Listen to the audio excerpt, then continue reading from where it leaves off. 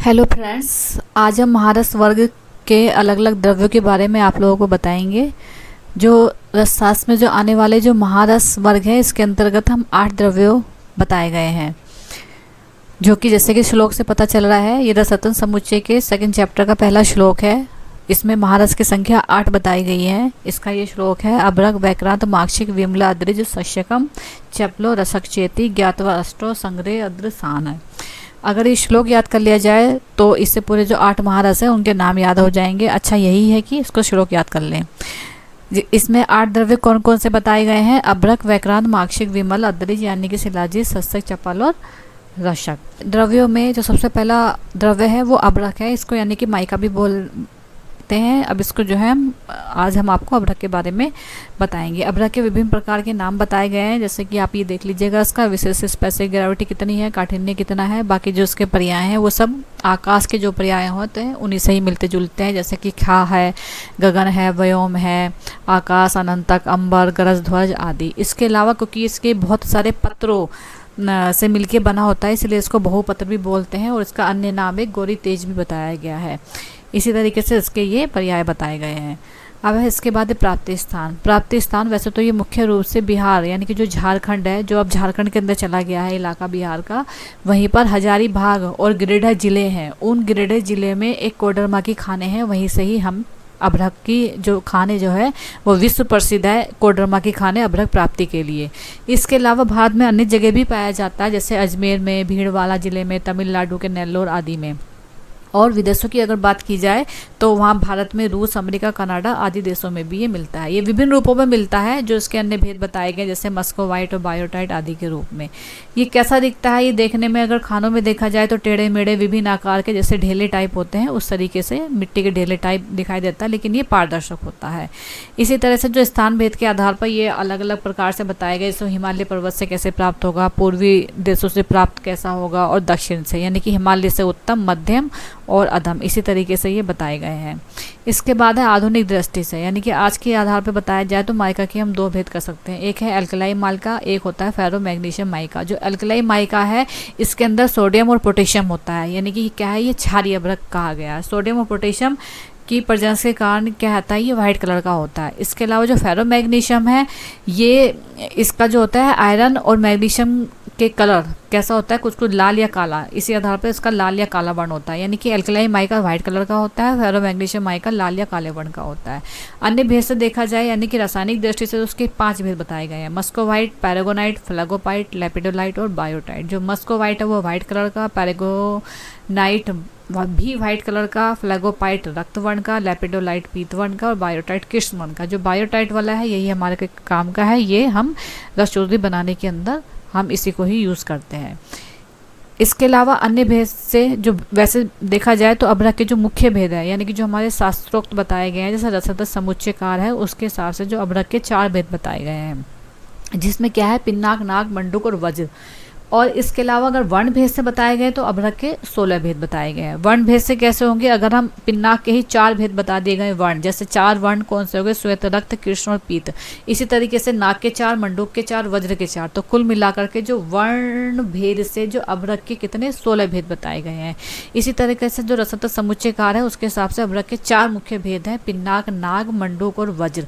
ये जो भेद बताए गए हैं, इसके जब अभ्रक को हम अग्नि के ऊपर रख करके तप्त करते हैं तो जो अभ्रक के जो पत्र होते हैं वो मतलब किस तरीके से अलग अलग होते हैं, तो वो विभिन्न प्रकार की या तो आवाज़ करते हुए या उछल कूद करते हुए अलग होते हैं। क्यों? क्योंकि अभ्रक के पत्रों के बीच में पानी होता है कुछ परसेंटेज में, तो जब उसको हीट करते हैं तो वो पानी जो होता है वाष्प बन के उड़ करके अभ्रक के पत्रों में से निकलने की कोशिश करता है। तो इसी कोशिश के अंतर्गत या तो ये आवाज़ें करता है या उछलता है, तो उसी के आधार पर ही इसके भेद बताए गए हैं। जैसे कि पिन्नाक अभ्रक, अगर पिन्नाक को हम अग्नि में रख करके इसको वो करेंगे तो इसके पत्र जब अलग अलग होते हैं तो सूक्ष्म पत्र को अलग अलग आसानी से हो जाते हैं, पिन्नाक अभ्रक कहा गया है। और अगर इस अभ्रक का अशुद्ध रूप में सेवन कर लिया जाए तो इससे मलावरोध होकर के मनुष्य की मृत्यु तक हो जाती है।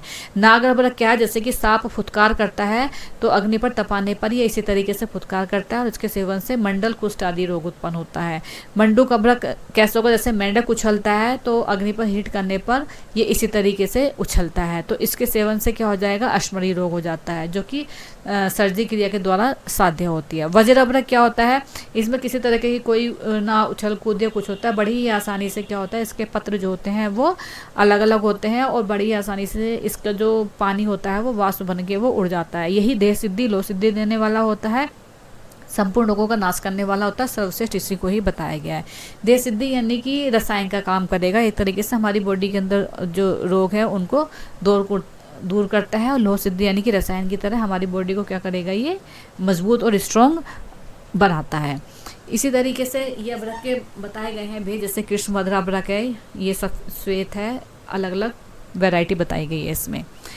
अब है इसके बाद वर्ण भेद से अगर इसका महत्व देखा जाए, जैसे श्वेत वर्ण का हमने पढ़ा था, श्वेत वर्ण का श्वेत कार्य में यानी कि रजत आदि धातुओं को उच्च निर्माण में, या श्वेत रोग कैसा होता है, व्हाइट पैचेस हो जाते हैं, तो यानी कि श्वेत वर्ण। अगर रोगों के आधार पर धातु के आधार पर देखा जाए तो रजत आदि धातु के निर्माण या उसमें प्रयोग होता है जो श्वेत वर्ण का अभ्रक है यानी कि। और अगर रोगों के आधार पर देखा जाए तो श्वेत रोग को नष्ट करता है। जो रक्त वर्ण का होता है ये रक्त कण में यूज होता है यानी कि लाल, यानी कि रक्त कणों की शरीर में वृद्धि करता है। जो पीत वर्ण का होता है ये पीत वर्ण का होता है यानी कि कृत्रिम स्वर्ण आदि के निर्माण में या फिर कामला आदि रोगों को। कृष्ण वर्ण का क्या होता है, सर्वश्रेष्ठ होता है, लगभग सभी रोगों के अंदर इसका यूज किया जाता है।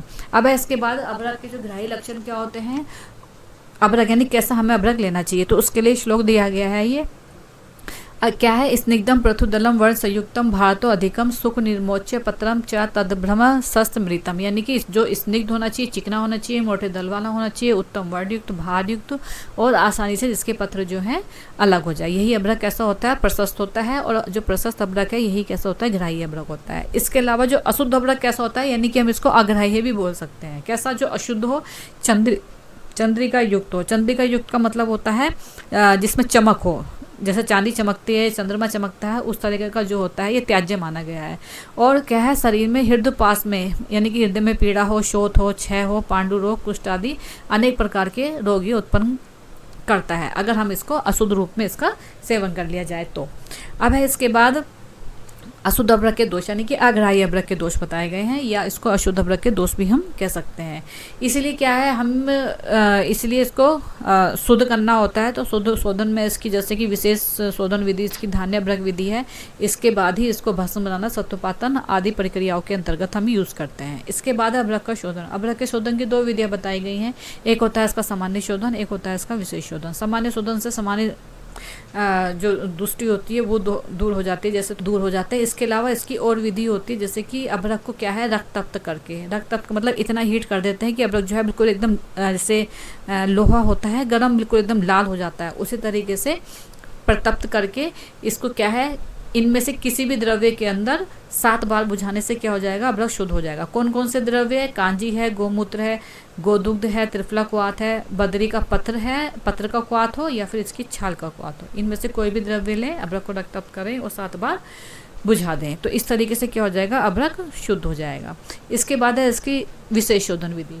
अभ्रक की विशेष शोधन को क्या कहते हैं, धान्य अभ्रक विधि होती है। इसमें जितना अभ्रक लेते हैं उसका 1/4 पार्ट हम साली धान्य लेते हैं। इन दोनों को इसी रेशियो में लेकर के किसी भी टाट के बोरे की का कोई कपड़ा ले लें, उसके अंदर इन दोनों को भर करके इसकी पोटली टाइप बना देते हैं। अब उस पोटली को क्या करना है, हम एक मटके में या घड़े में किसी में भी कांजी भर करके इस पोटली को उसके अंदर 3 रात तक डुबो करके रख देते हैं। फिर उसके बाद इस पोटली को निकाल करके उस पोटली को हाथ से खूब अच्छी तरीके से मसलते हैं, जिससे कि अभ्रक और जो साली धान्य के जो मतलब चावल हैं उनकी रगड़ से जो अभ्रक है वो रिस करके इस पोटली में से बाहर आ जाए। और किसी ये जो पोटली जो मसलते हैं किसी बर्तन या परात या उसमें रख करके हाथों से खूब मसला जाता है, जिससे कि उसके छेदों में से जो अभ्रक है साली धान्य की चावल की रगड़ से छेदों में से बाहर आ जाता है पोटली के।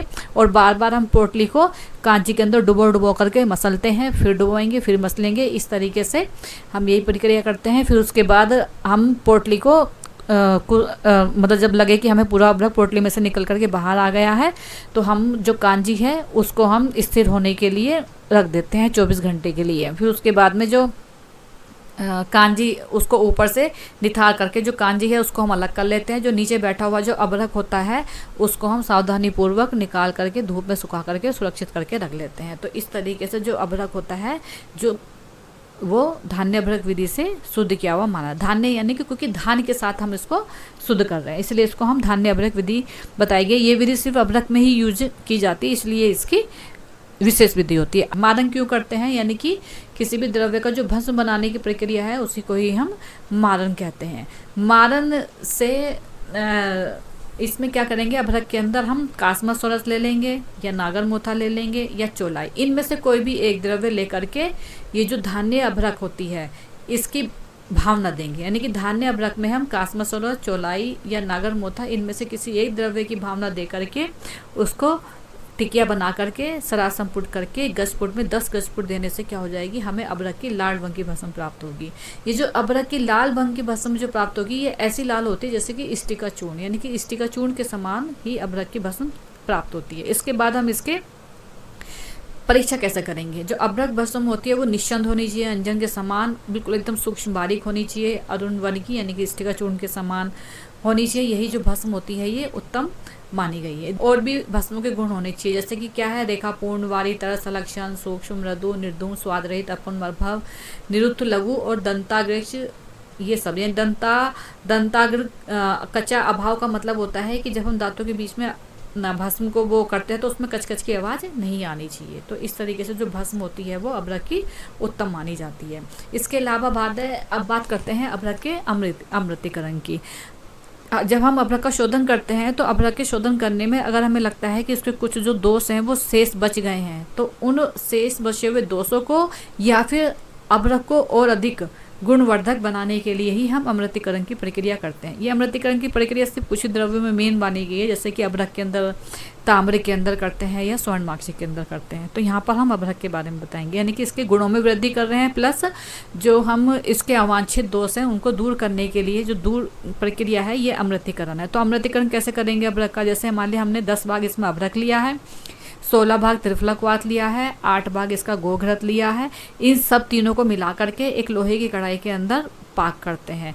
फिर पाक करते करते जो हमें अंत में क्या है, अभ्रक की भस्म मिल जाती है।